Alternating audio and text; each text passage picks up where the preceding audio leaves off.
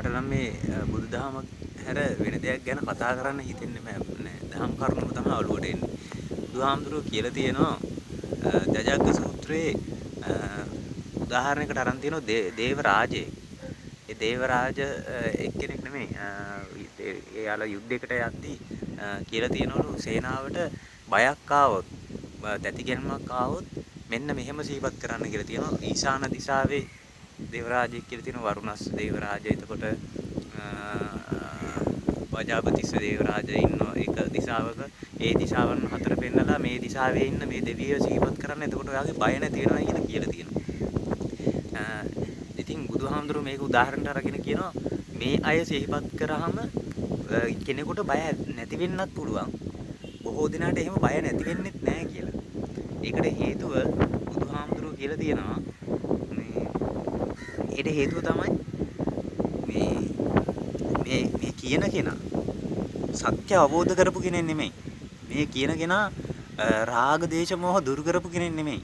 ලෝකයේ කියන දේ අවබෝධ කරලා නැහැ හරියට.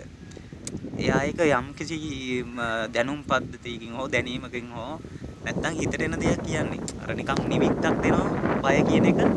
අර බය කියන සිතුවිල්ල එන්නේ නැති වෙන්න ඒකට විරුද්ධ සිතුවිල්ලක් එන්න අරමුණක් දෙනවා. ඒකට හිත යොමු කරාම කෙනෙකුට බය ඇති වෙන්න නැති වෙන්නත් පුළුවන් නැති නොවෙන්නත් පුළුවන්. ඉතින් බුදුහාමුදුරුවෝ මේ ලෝකයේ සත්‍ය අවබෝධ කරපු කෙනාගේ බුදුහාමුදුරුවෝ කියනවා මමයි මේ කියන්නේ. විත රාගී, විත දේශී, විත මොහේ බුදුහාමුදුරුවෝ කියන්නේ. බය නැති වෙන්න නම් කරන්න ඕන මෙන්න මේකයි. එක්කෝ බුදුගුණ සිහිපත් කරන්න ඕන. ඉතිපිසෝ ගාතාව තියෙනවා ඒ ජජග්ග සූත්‍රයේ බුදුගුණ සිහිපත් කරන්න ඕන. බුදුගුණ සිහිපත් උනේ නැත්තම් බුදුගුණ සිහිපත් වුණා නම් අනිවාර්යෙන්ම බය නැති වෙන්න ඕන. ඊපස්සේ කියන බුදුගුණ සිහිපත් උන්නේ නැත්තම් සංඝගුණ සහ මේ දහම් ගුණ සිහිපත් කරන්න.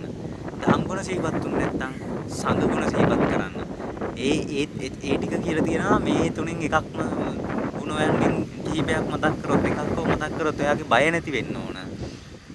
ඊට පස්සේ ඒ එච්චරමයි කියලා තියෙන්නේ. ඒ කියන්නේ මේ ලෝකේ බයක් තියෙනවා නම් ඒ නොමුද හැගෙනීමක්, තැති ගැන්මක් ඒ වගේ දෙයකට කරන්න තියෙන්නේ ඔන්න ඔය විසඳුම විතරයි. එතනින් එහාට කිසිම විසඳුමක් නැහැ. මේ ඊට පස්සේ බුදුහාමුදුරුවෝ කියන මම කියන්නේ මේ විත රාගයේ, විත දේශයේ, විත මොහේ බුදු කෙනෙක් කියන්නේ, බුදුවරයා කියන්නේ. ඉතින් ලෝකෙම අවුද කළා මම ඕන ඔගේ තාක්ෂණික විග්‍රහයක් කරන්නම්. ඇයි එහෙම කියන්නේ කියලා. ඔයාලා අභිධර්මයේ ගැන පොඩි හැදෑරීමක් තියෙනවා නම් හැදෑරුවොත් නැත්තත් අභිධර්මයේ තියෙනවා මෙහෙම.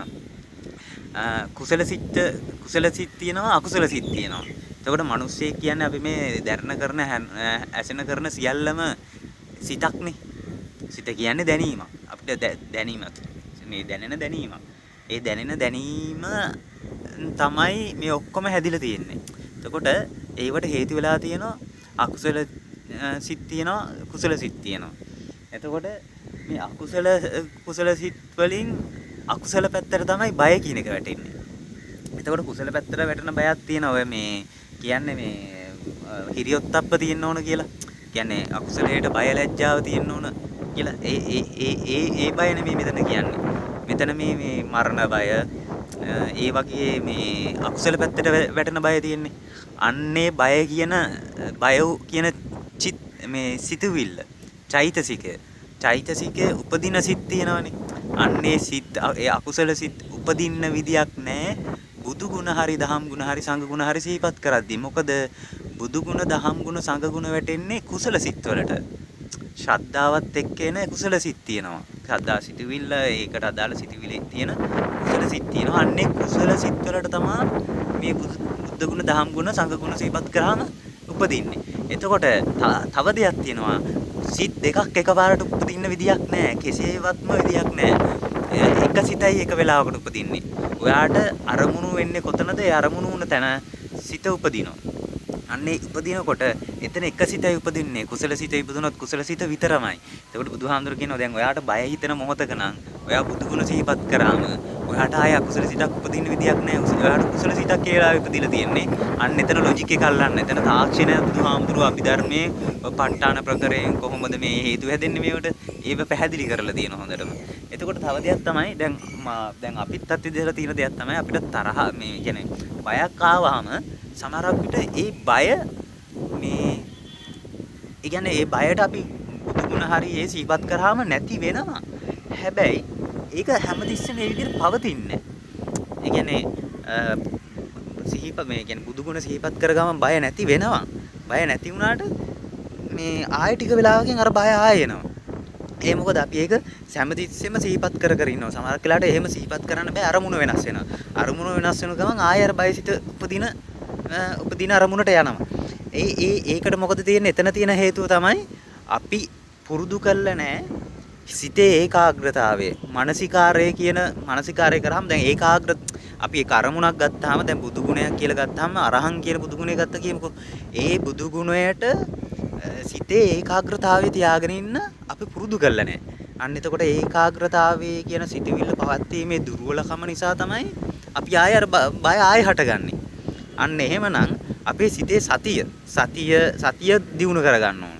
මේ භාවනාවෙන් ඔය යම්කිසි හුස්ම නම් ඒ හුස්මට ඒකාග්‍රතාවය දියුණු කරලා ඒ ඒකාග්‍රතාවයේ ඒක අරමුණක පවත්වාගෙන යෑමේ හැකියාව දියුණු වෙනකොට ඔයාට අර බුදු ගුණ හරි සදාම් ගුණ හරි සංඝ ගුණ හරි සිහිපත් කරාම බය කියන එක කොහොමඩවත් මෙන්නේ.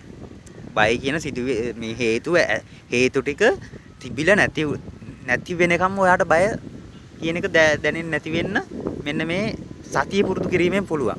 ඉතින් අන්න ඒවට මේ හැම දෙයකටම ලොජික් තියෙනවා. ලොජික් කියන්නේ බුදුදහම ඇතුළත කාටවත් විවේචනය කරන්න බෑ. කාටවත් නෑ බෑ කියන්න බෑ. මට වැඩ කරන්නේ නෑ කියන්න බෑ. මට වැඩ කරන්නේ නැත්තම් මගේ සිතේ සතිය නෑ. මම ඒක හරියට හදාලා නෑ. ඒක ප්‍රගුණ කරලා නෑ.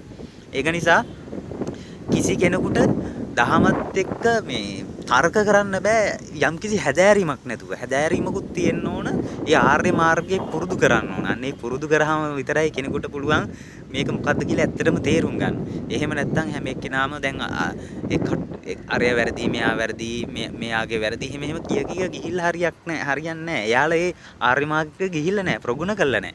ඒක එයාලගේ දුර්වලතාවයන් කතා කරා කියලා, ඒව විවේචනය කරා කියලා ඔයාගේ මේ මාර්ගය වැඩෙන්නෙත් නැහැ. ඔයත් අකුසල සිත්ම තමයි උපදවන්නේ. ඒකට ඔයාටත් ඔය බය දැනෙන වෙලාවක, දුක දැනෙන වෙලාවක, තරහ වෙන වෙලාවක ඔයාපත් වෙන දුකෙන් කාටවත් නැති කරන්න බෑ. ඒක නැති කරන්න ඕන ඔයාට.